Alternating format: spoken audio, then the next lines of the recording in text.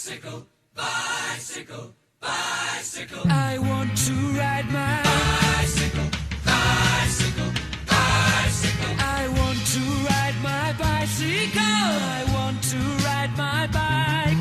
I want to ride my bicycle. I want to ride it where I like. Londoners want to ride their bikes too. There have been various initiatives to encourage people to take up cycling in the past years.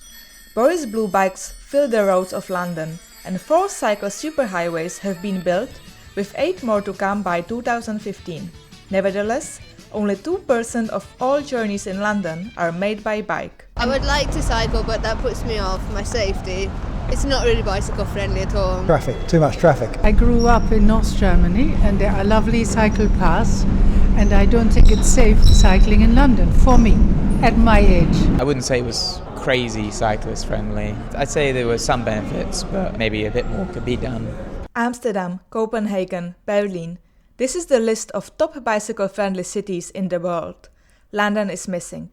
Heavy traffic, low safety, bad infrastructure are the main factors critics say prevent Londoners from cycling. Rachel Aldred, a senior lecturer on transport at the University of Westminster, talks about what a good cycling environment should be like. The routes should be convenient, accessible, direct, safe. It's ensuring that people's cycling environments are pleasant and feel safe, and also they go where you want to go.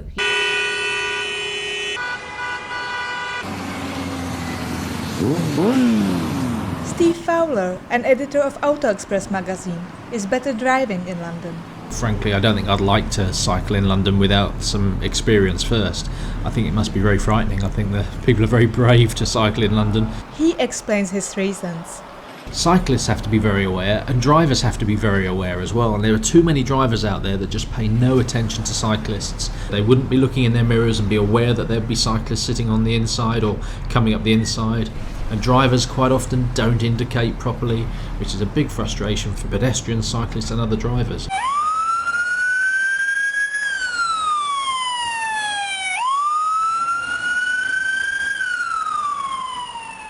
My daughter was killed in 2000. She was 26. She worked in the city and she was cycling to work on a familiar route. She was very near to her office when a lorry, a concrete mixer lorry, turned left and she was killed instantly. Cynthia Barlow shared her sad story with me. The loss of her only daughter Alex has changed her life completely. Alex is only one of many cyclists who died on the roads. The TfL statistics show that on average 16 cyclists are killed in London every year. The freight vehicles remain the biggest threat, being the cause of 4 out of 10 accidents. Inquiry sessions have concluded that the problem lies in the fact that current laws are not strictly enforced and more justice is needed for cyclists who are killed or injured on the roads. After the tragic accident, Cynthia decided that it was time to take action.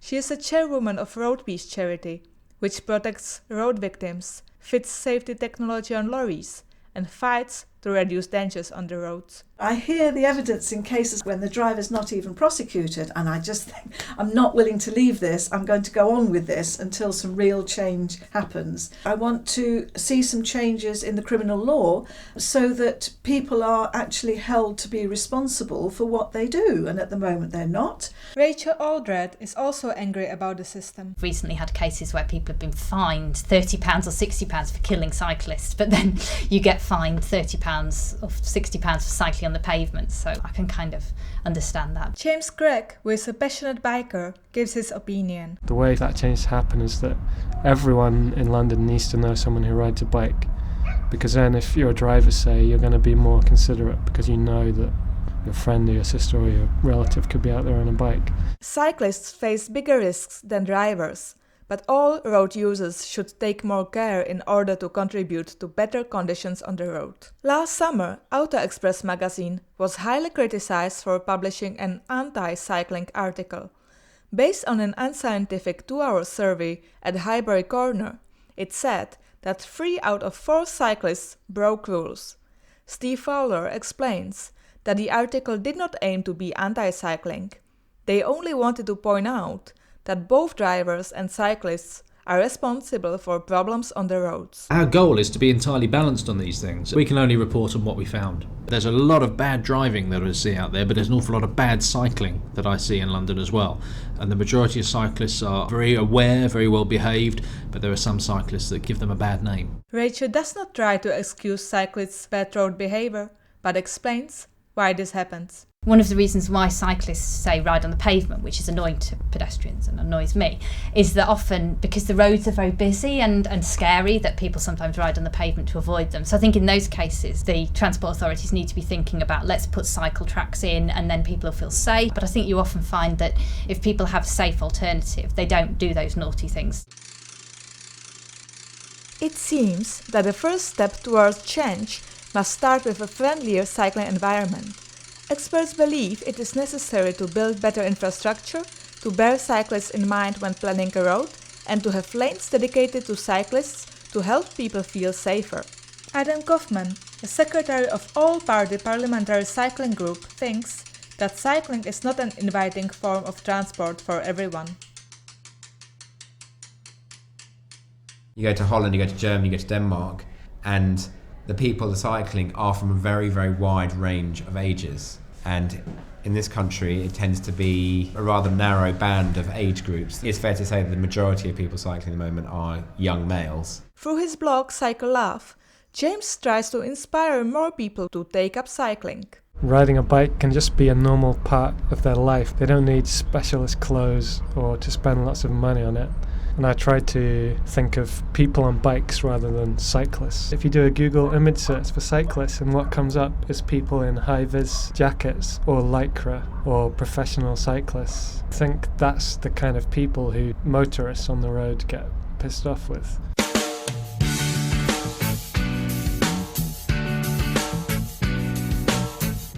Promoters of cycling aim to build an environment that is comfortable for everyone. No matter if you are 8 or 80 or the least confident of cyclists, cycling should become an easy choice for people to get around London as well as a way to stay fit. How could I forget to mention the bicycle is a good invention? Sitting there in a silent movie beside the only girl who really ever knew me. Happy days but sad facing, heaven knows I'm on the case. So how could I forget to mention the bicycle? Rachel Aldred talks about the benefits. Benefits are particularly high for older ages because as you get older you get more at risk from heart disease, cancer and so on, and physical activity helps to protect you against those kinds of diseases. But I think one of the main problems we have in this country is that we don't get enough physical activity exercise. So cycling can be a good way of helping people get more exercise because you can fit it into your daily life. Roger Gaffin, a director of CTC, a national cycling charity, is a big fan and promoter of cycling. There are so many arguments for cycling. You hardly know where to start. I mean, it ticks every box imaginable. It's good for tackling congestion, it's good for tackling air quality, it's good for improving the safety of our streets, the quality of life in our communities where people live, where people shop. It's good for the global climate. It's good for so many things that it's just a wonder that politicians need persuading at all. Investment is necessary to make the changes happen. For example, the Netherlands and Denmark spend around 20 to 30 pounds per person on cycling, whereas in Britain it is only about £1. These initiatives must come from the very top of the government. And even if we get some half-serious cash, we've still got something else we're going to need to fight for, which is a willingness for government transport policy to say the aim of transport policy is to halt and reverse the growth of traffic. This is actually Boris Johnson's dilemma. If you try to be cycle-friendly by saying, yeah, we'll put some cycle facilities in, but we don't want to reduce traffic, because that might cost us the motorist vote, well, actually, you don't get much growth in cycling. And that will be a really big political battle, and it'll probably take a few years to fight it. Adam Kaufman believes that the government is not doing enough. He complains about the superhighways. A cycling superhighway that stops at Lambeth Bridge and avoids two terrible roundabouts, Lambeth Bridge roundabout and Parliament Square, and doesn't go up to Trafalgar Square. I mean, it's not acceptable to have half-baked plans, half-baked infrastructure. The question is still here. Can London become a top bicycle-friendly city?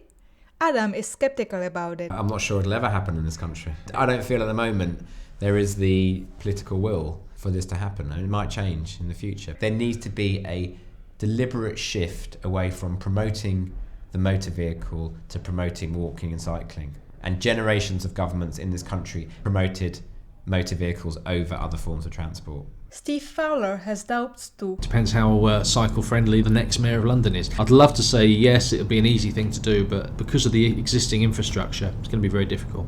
In January, Transport Minister Norman Baker announced to invest £62 million in cycling. National cycling charities Roger Gaffin is confident that the junior Liberal Democrat minister will be able to bring change in cycling. There's absolutely no reason why London can't do it. Over the past year, political interest in cycling has been skyrocketing, and I would say that at the moment I'm more optimistic about the political prospects for cycling than I have been for about 16 years. University of Westminster lecturer Rachel Aldred shares the same hope. I think we are perhaps at a point where things are changing quite rapidly. I would hope that maybe in 10 years' time people will be coming to London to look at our cycling environments and our cycling routes and say, how can we be like London? It is a question whether Boris Blue bikes will become an icon of London, like black cabs and red buses. There is a long way to go for London to be a bicycle-friendly city.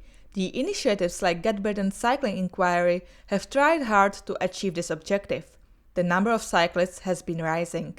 However, a cycling-friendly future can only be achievable with efforts from the government, cyclists themselves, and the entire community.